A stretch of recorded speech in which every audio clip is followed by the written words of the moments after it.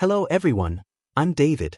In this episode, we'll be introducing the sci-fi film Alita Battle Angel, which is adapted from the classic manga Gun. Gun is a long-running serialized manga with a vast and intricate setting, so naturally, a single movie can't fully convey everything. The film frequently mentions a key term, the fall. To help with understanding, let's first talk about the origin of the fall. It is said that in the not-so-distant future, human civilization had reached its peak. Then, a massive meteor struck the Earth, causing a catastrophic disaster. An extinction-level event occurred, and the Earth United Government realized the crisis. So, during the 21st to 23rd centuries, over a span of 200 years, they launched a solar system colonization program, gradually establishing colonies on Venus, Jupiter, and Mars. However, as the number of colonies grew, unified management became difficult. Even minor conflicts had the potential to spark war. By the 23rd century, the colonies on Venus, Jupiter, and Mars successively launched attacks on Earth. This was what came to be known as the Fall. Our heroine, Alita, is a female warrior from the Martian colony. She practices a long-lost ancient martial art known as Panzerkunst. It incorporates elements of martial arts like Tai Chi, Japanese Jiu-Jitsu karate, and more. It's said that anyone who masters it can become an unmatched fighter in the world. We're digressing a bit, so let's get back to the fall. On Earth's side, the United Government had long been preparing. They built sky cities all around the world to defend against attacks. However, after a fierce war, only one sky city remained, Zalem. Outnumbered and outmatched, Earth was quickly defeated. Meanwhile, the colonies on Venus, Jupiter, and Mars fell into civil war. In the end, the most powerful, Jupiter's colony, emerged victorious. After eliminating its enemies, Jupiter declared Panzerkunst, the cyborg martial art, a forbidden technique. Alita had her organs removed and was cast down from Zalem. The story then jumps ahead 300 years, to the 26th century. Zalem still floats in the sky, inhabited by the ruling elite. Its supreme leader is Nova, a man with a human body and a mechanized brain who can control machines. Below Zalem lies Iron City, home to refugees and outcasts. Despite their differences, the two cities are symbiotic in nature. Zalem draws resources from Iron City through giant pipelines. While Zalem draws resources, it also dumps its waste down to Iron City. In return, Iron City receives so-called protection and employment. Inside Iron City, people with mechanical bodies are a common sight. They're not considered robots, though, because this film draws a unique line between robots and humans. As long as a person has a human brain, even if the rest of their body is entirely mechanical, they're still considered human. The people of Iron City are passionate about a sport called Motorball, which is similar to today's rugby but much more intense. The city's ruler, Vector, made his fortune through this game, but he's actually just a puppet of Nova. That's the general background. Now let's officially dive into the story. Dr. Ido runs a clinic that specializes in repairing robotic limbs and parts. Though business isn't bad, most of the people in Iron City are refugees who can't afford to pay, so the clinic barely makes any money and is constantly on the verge of shutting down. Because he couldn't afford to buy parts, whenever Dr. Ido had free time, he would go scavenging in the junkyard for trash that had fallen from Zalem. One day, he accidentally discovered a girl who still had an intact head and heart. After running tests with specialized equipment, he found that there was still brain activity, meaning she was alive. The doctor immediately brought her back to his clinic and gave her a new mechanical body. This girl is Alita, black hair, big eyes, and no memory of her past. While out exploring the city, she meets Hugo. The two fall in love at first sight. Although she's a cyborg, the boy doesn't mind at all. Recently, several murders have occurred in Iron City. Some robotic criminals have been attacking lone women at night, harvesting their organs to sell on the black market.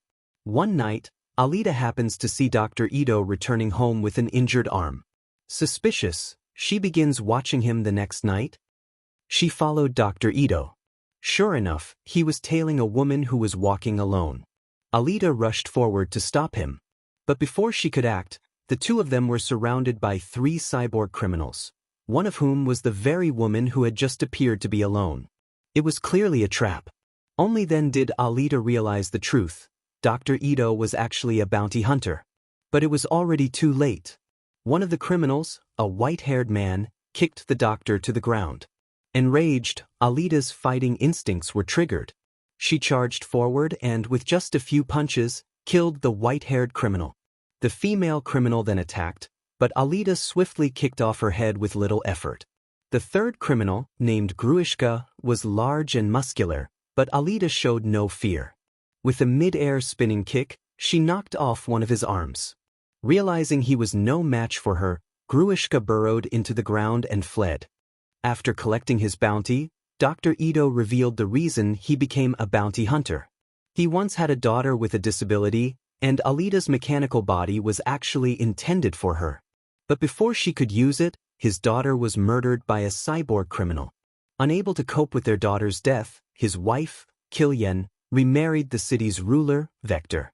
It was then that Dr. Ido registered as a bounty hunter, hoping to vent his anger by hunting down criminals. At the same time, Dr. Ido revealed a shocking secret. Alita was at least 300 years old. Meanwhile, a severely injured Grewishka went to seek help from Keean and Vector. At first, they didn't want to assist him, but just then, Nova suddenly took control of Grewishka and issued a kill order for Alita. Keean had no choice but to upgrade Grewishka. On the other side, Hugo revealed his true nature. It turned out he was also a criminal, one who attacked cyborgs at night, dismantled their bodies, and sold them to Vector for use in the Motorball games. Hugo's goal was to save up money to go to Zalem. One day, while the group was playing outside the city, Alita accidentally found a body on a Mars spaceship that could perfectly match her head. She immediately took it back to the clinic, asking Dr. Ido to fit it for her. However, Dr. Ido refused, citing the reason that the new body would drive someone insane. Alita was furious. After a heated argument, she applied to become a bounty hunter. Later, she got into a fight with another group of bounty hunters at a bar. Just as things were getting dangerous, Dr. Ido showed up in time to defuse the situation. But then, an upgraded Grewishka arrived and attacked. Although Alita was skilled in the unbeatable Panzerkunst, her body's hardware wasn't up to par. She was soon torn apart and left with just her head and one arm. But she didn't give up. Using the only arm she had left, she managed to poke Grewishka's eyes out. Soon after, Hugo and Dr. Ido arrived, teaming up to drive Grewishka away. Due to Alita's serious injuries, Dr. Ido had no choice but to fit her with the body she found on the Mars spaceship.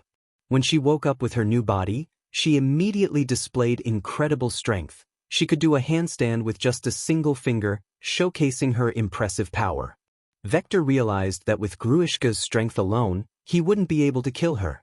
So, he came up with another plan. He had Hugo convince her to join the Motorball competition, where she would be killed during the event. On the day of the competition, Vector sent numerous assassins and announced that anyone who could kill Alita would be rewarded with 500,000 credits. Although Dr. Ido noticed something was wrong, it was too late, as the competition had already begun. Fortunately, Alita was incredibly strong and managed to take down every assassin who attempted to attack her. Meanwhile, a bounty hunter who had been humiliated by Alita in the past attacked Hugo in revenge. Hugo couldn't fight him off and had no choice but to seek help from Alita. When she learned about this, she lost her focus. During the competition, Alita charged straight off the track, taking down 3 pursuers along the way. Just after she defeated the bounty hunter, Hugo's wanted poster appeared nearby. That's when she realized he was a criminal, and she became very angry. The bounty hunter took advantage of the moment and stabbed Hugo. Alita quickly carried him to a nearby building. Hugo said, "I've never killed anyone, but what does it matter? I've torn those people apart, so I deserve to die." In this moment, Alita forgave him. Keean, overhearing their conversation, was deeply moved and decided to help by cutting off Hugo's head. The bounty hunter, who had been under Alita's care, tried to cause more trouble, but Alita quickly cut off half of his face. Back at the clinic, Dr. Ido fitted Hugo with a mechanical body. Now, both Alita and Hugo were alike. Meanwhile, Vector soon discovered Keean's betrayal and sent Grewishka to deal with her. In order to avenge Hugo, Alita killed Vector in his office. Vector, terrified, accidentally revealed another big secret.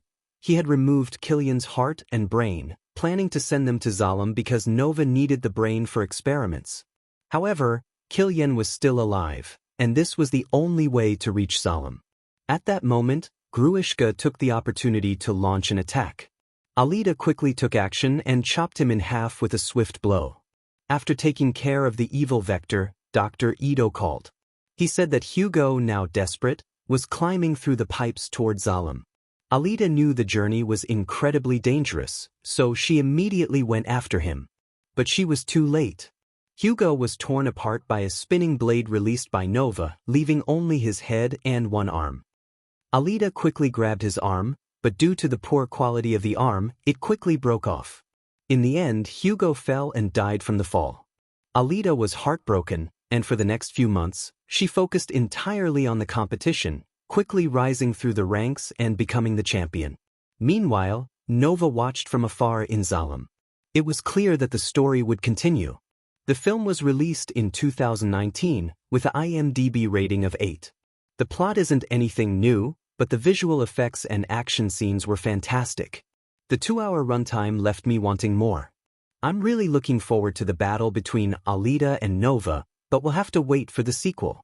If you enjoy listening to quick movie recaps, don't forget to follow. See you next time.